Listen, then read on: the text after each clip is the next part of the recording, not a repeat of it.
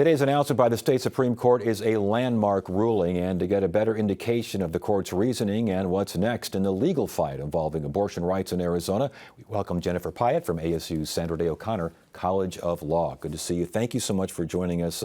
Thank you. First of all, did this surprise you, this decision? Yes and no. I could have expected this from this court. 4-2 decision? I mean, it could have been a 3-3 decision, which would knock it back down to the appeals court, 15, limit. This is a 4-2 vote. Yes, yeah.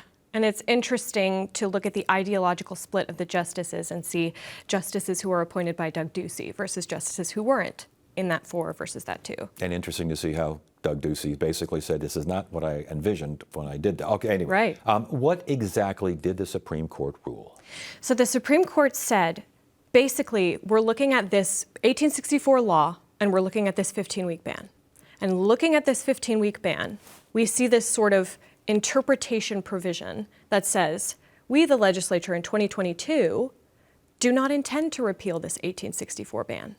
And because that's the legislative intent, and because the legislature truly did never repeal this 1864 law, the Arizona Supreme Court essentially said Roe was what was standing in its way. Roe is no longer standing in its way. The legislature doesn't want to be standing in its way. So this law can be enforceable in the state. So, so the court said you didn't repeal it and you didn't create legislation that put abortion rights into law. You did neither one of these things. And so what, we have no choice? Essentially, I mean, reading these two laws together, they're saying, well, there's really no conflict between these laws here. The only thing that was stopping this 1864 law was Roe, and we think the 15-week ban and a total ban could be enforced simultaneously and essentially, criminalize abortion and potentially add additional consequences for abortions at 15 weeks. They put a 14-day stay on the decision. Talk about the 45-day, which I mentioned previously, which was under an agreement. We'll get to that in a second. But the court itself put a 14-day stay on its decision. What was that all about? So essentially what the court said here is, we understand that there can be additional constitutional challenges to this 1864 law. There are tons of challenges. Even before Roe versus Wade, constitutional state-based challenges. Our Constitution protects the right to abortion. Those kinds of arguments, maybe the plaintiffs want to make those in the trial court below. And if that's the case, we're going to put a stay on enforcing this law and allow the trial court to do what it wants to do if that litigation continues. So opponents of this decision, if they want to go the trial court route, they got 14 days to do it. Yeah, essentially, I mean, these plaintiffs should be bringing these arguments, yes. and we'll see if the trial court says, I'm going to put another stay in here. And I mentioned the 45-day. They're going to wait 45 days. The state agreed to wait 45 days to enforce this because of this agreement with the former Attorney General? What? Yes. So essentially, what's happening here is very complicated, but it's a reawakening of an old 1970s era lawsuit that stopped the 1864 ban from going into place because of Roe. Because while this lawsuit was ongoing, Roe came down. Okay, we have to put a permanent injunction on this. And this lawsuit got reawakened. Hey, you can get rid of that injunction now. Roe is gone.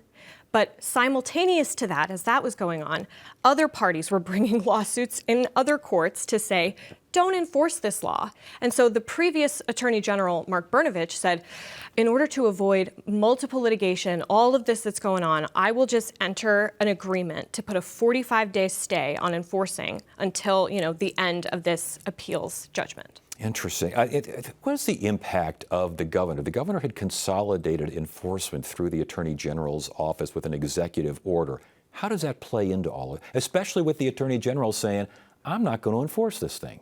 So I think we're in, Ted, for more litigation, which is probably never surprising, right? But yes, we had an executive order last year that Governor Hobbs put into place saying any prosecutions under this 1864 ban consolidated in Attorney General Chris Mays and not in the county prosecutors.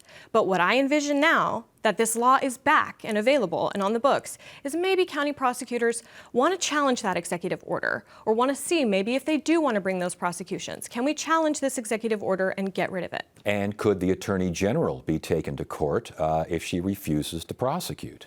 I think that whole thing would arise in sort of the same circumstance. So- I mean, they would be saying, you can't consolidate this power. You can't take power from us as duly elected officials to take, to take action.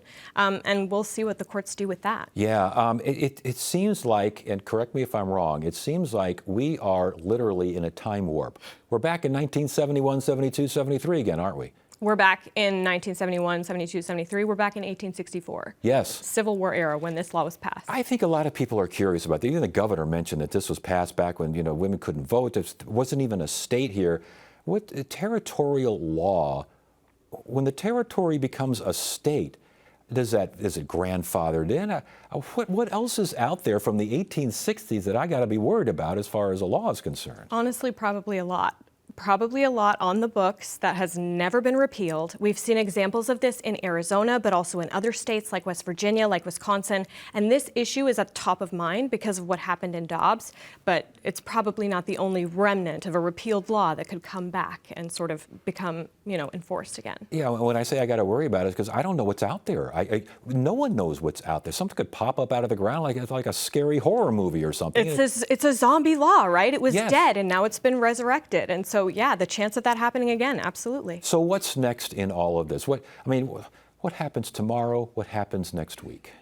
I think, 45 days sort of status quo, right, based on this, kind of deal that was already brokered. And then we'll start to see if there does happen to be litigation from county attorneys who want to try to start prosecuting this. We'll see what the governor does. We'll see if there's any invocation of pardon power for folks who may face prosecution under these. And we will potentially see on the ballot a ballot initiative to attempt to amend the Arizona Constitution to address this as well. And last question on this. Again, the court's reasoning was more statutory than constitutional. Am I getting that right? Mm-hmm. There was a constitutional piece in the court's decision where they essentially said, we're not violating your procedural due process rights here. Doctors claiming that they aren't on notice of the risks of the prosecution. And the court said, well, yes, you are. You know about the risks because the risks are quite plainly stated, as you mentioned, Ted, 2 to 5 years imprisonment. Yes, yeah. Yeah. All right, Jennifer Pyatt, ASU O'Connor College of Law. Wow, it's good to have you here to help explain. This is a very big day. Thank you so much. We appreciate it. Thank you for having me.